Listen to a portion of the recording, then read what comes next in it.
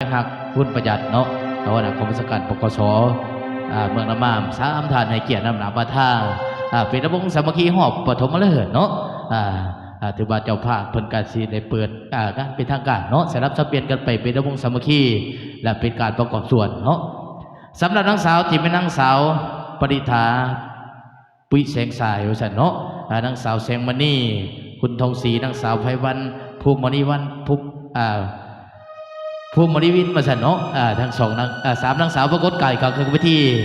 เป็นเกียรติเนาะ3 นางสาวขออนุญาตเชิญนางสาวปริธานางสาวแสงมณีนางสาวไพวันมาสั่นเนาะปรากฏกายกับคือวิธีเป็นเกียรติให้ทั้ง3 ท่านให้เกียรตินำหน้าประท่าเสริมสร้างบรรยากาศเป็นวงสามัคคีหอบปฐมฤกษ์เนาะเป็นเกียรตินำหน้าประท่าทั้งท่านพลจัตวะคำบานพรหมนิวงศ์ท่านบัวไลวีในวงท่านเพ่งหักคุณประหยัดเนาะทั้ง3 ท่านให้เกียรตินำหน้าประท่าเชิญทั้ง3 นางส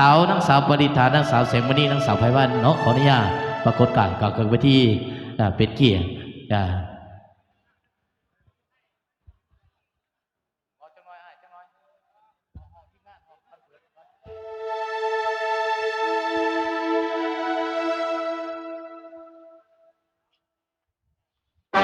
มาเลยเนาะเชิญทั้ง3 ท่านขออนุญาตทั้งท่านแต่ว่าคำบานพรหมนิวงศ์ท่านบัวไลวีในวงท่านเพียงหักคุณประหยัดเนาะ3 ท่านโคงจองเอาคู่ขอน้ำหนักประท่าเสริมสร้างบรรยากาศเป็นวงสามัคคีนี่เป็นเกียรติเนาะขออนุญาตเชิญการเชิญชวนไม่ได้แข่งประธานทุกภาคทุกส่วนทุกโตทุกตังออกมาหัวมนต์จะได้เป็นระวงสามัคคีหอบนี่เป็นหอบปฐมฤกษ์เนาะเสริมสร้างบรรยากาศ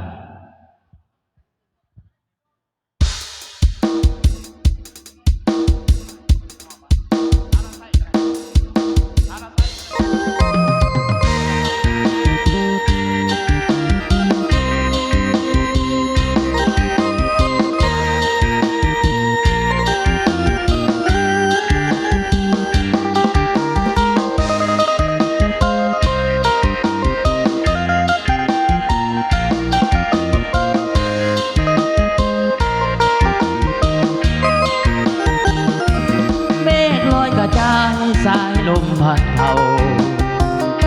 งามแท้เมืองลาแวววาวสวยสะดุดตาพงศลีสำเนืองามลือสุดพันละนาอุดมใส่บ่อแก้วน้ำพาสุมสาวภาษา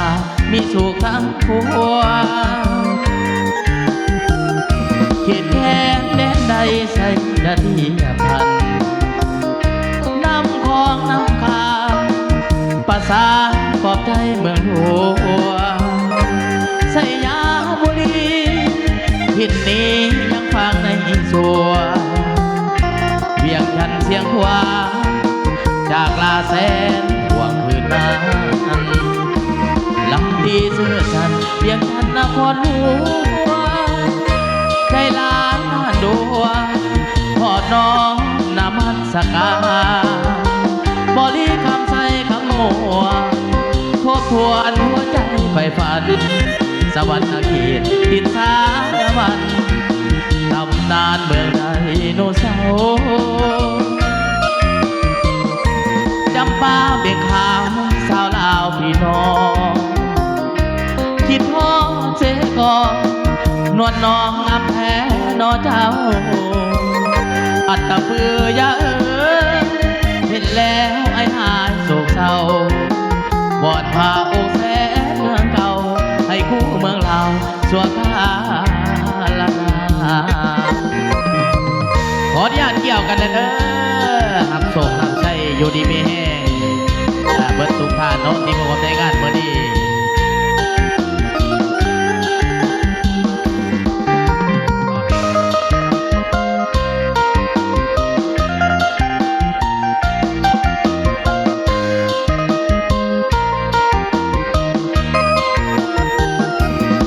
ตีเสื้อสัตว์เบียงจันนครหล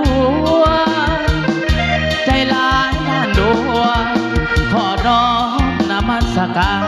รบริคำใส่คำมัวทบทวนหัวใจไฟพันสวรรค์เขตติดสารวันตำนานเมืองไดโนเสาร์จำปาเบียงขาวส าวลาวพี่น้องคิดฮอดเสกองนวลน้องงามแพ้นอเจ้าอัตตะปือยาเห็นแล้วไอ้หายโศกเศร้าวอนพาองค์แสนเมืองเขาให้คู่เมืองลาวสัวข้าลำนาเอามอบให้สองสอนเด้อ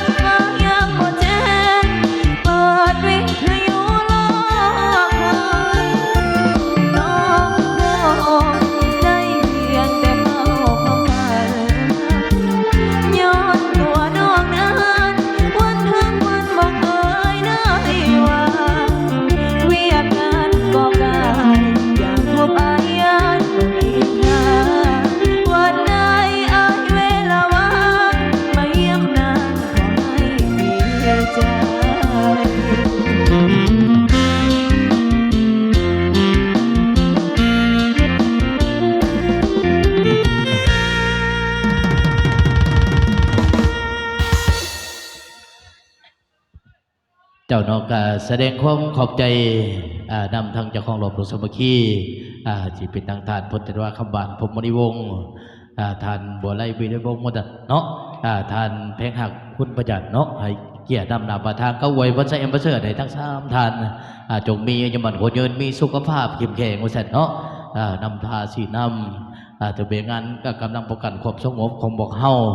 บอกสปอร์ตเมืองน้ำมามกับพวกเฮาเนาะให้มีความเข้มแข็งและพัฒนาเรื่อยๆไปบริษัทเนาะมื้อนี้เพิ่นก็ให้เกียรติสละเวลาอันมีคุณค่ามาร่วมเป็นองค์โพผมใส่ให้แก่ทางไอ้น้องกำลังประกันคนสูงเมืองน้ำมามเฮามื้อนี้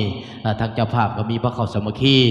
แล้วก็มีความเบิกบานมาซื้อมอบให้ทั้งท่านเนาะให้เกียรตินำหนักมาทางสืบสานบรรยากาศ